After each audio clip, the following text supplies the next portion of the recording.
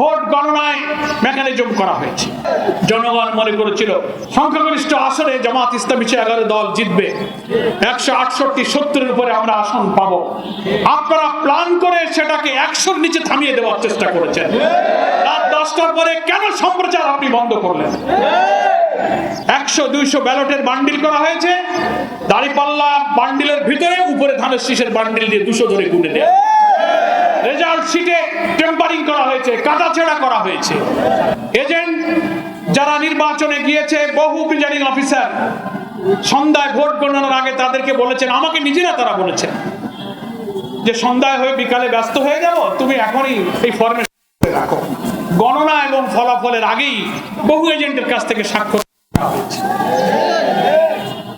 তারপরে ঘোষণা, মিডিয়া, গণনা, পদে পদে আপনাদের মতো অত ইঞ্জিনিয়ার তো আল্লাহ আমাদের দেয় নাই।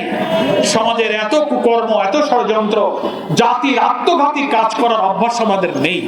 যাদের আছে তারা এই ইঞ্জিনিয়ারিং এর সাথে আর কারা কারা এর সাথে যুক্ত, দয়া করে আপনারা তাদের নাম প্রকাশ করুন।